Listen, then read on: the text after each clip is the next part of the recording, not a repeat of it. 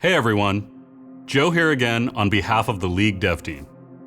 First of all, I want to say thank you to everyone who jumped in and gave us feedback on the last update. We tried to read and respond to as many comments as we could, and we really appreciate you taking the time to let us know what you think. Now that we're developing features on the new client, we hope to be able to move a lot faster. Just because the client is live doesn't mean we're done with it. We'll be continuing to iterate based on your feedback. We're still working on performance and stability, the item set tool is on the way, and there are many other ear flicks with the user experience we're committed to fixing as soon as possible. In this update, I'm happy to finally go more in depth about some of our other work in progress. I'd like to share our detailed plans for Runes and Masteries, as well as the Honor update, and maybe even kill a few more memes along the way. Just a reminder that everything I'll talk about here could change. This is going to be a long one, so let's get to it.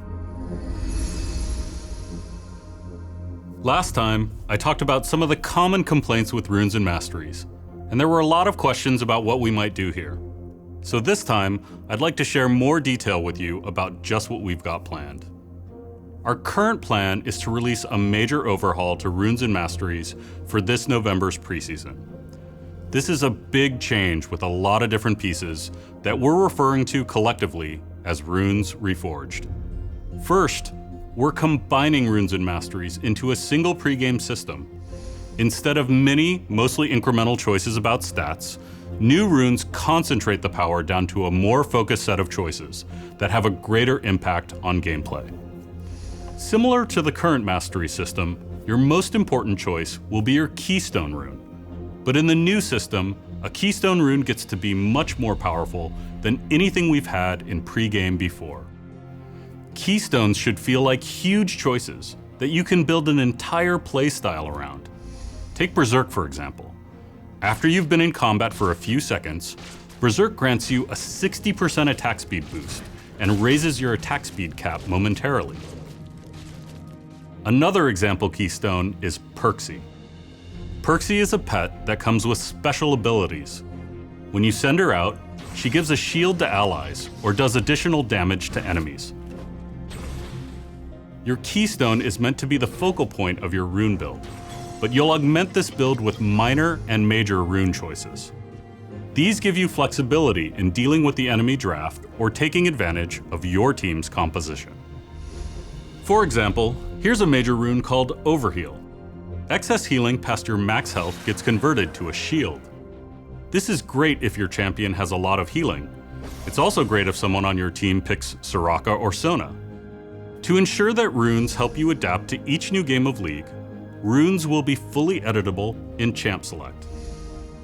We also believe that you shouldn't have to choose between trying out a new rune build and buying a new champion. We know that the high IP cost for runes has been a major pain point for a long time. So we're super excited to let you know that new runes will be totally free for all players. A side benefit of this change will be the freedom to try riskier rune designs and iterate on them more frequently, something we were hesitant to do when you had to invest many hours into unlocking them. Of course, today, runes are a significant portion of what players unlock with IP. Making runes free will have an impact on how you unlock champions, icons, and more.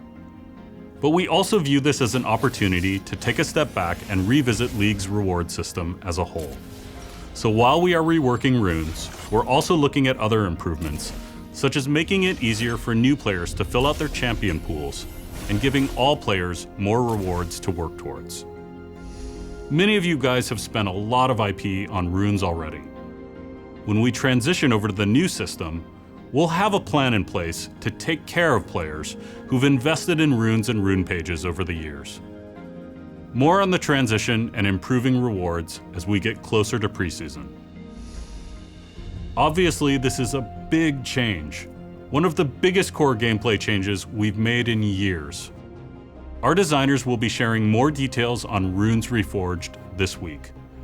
We're talking about these changes early because we want to get your feedback as early as possible.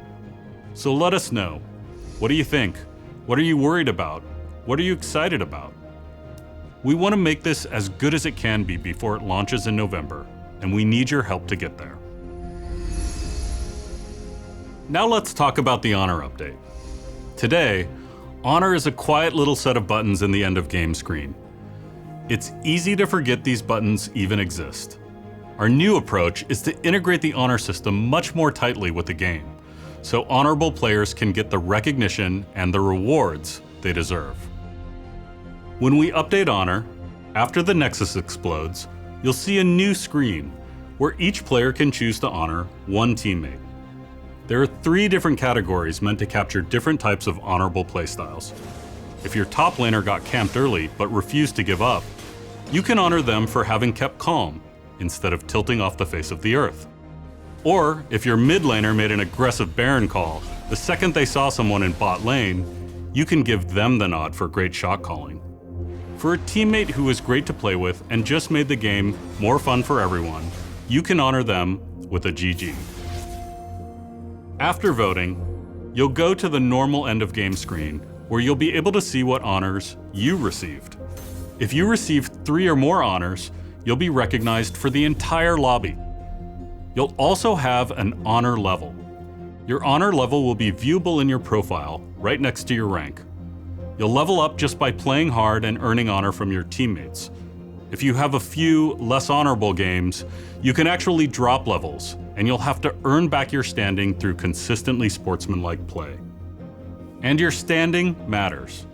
A higher honor level comes with real benefits. Key fragments will now drop through the honor system instead, and more honorable players can get additional rewards, including exclusive content. Honor is headed to PBE this week, and we're aiming for a global release in patch 7.13. The Honor team will be diving deeper into details soon, so be sure to keep an eye out for that. We continue to look for opportunities to tackle quality of life features alongside our big development priorities.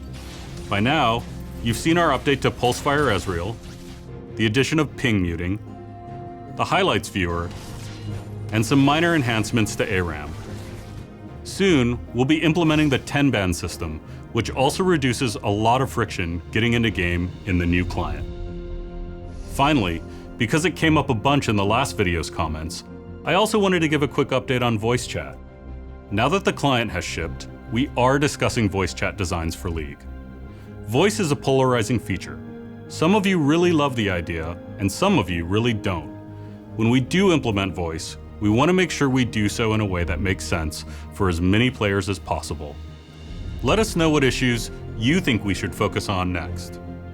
As always, thank you guys so much for playing. The team is so excited to launch these and many other features to you and hear what you think about them. Feel free to leave comments or ask questions, and we'll do our best to address as many as we can. Thanks again, and see you on the Rift.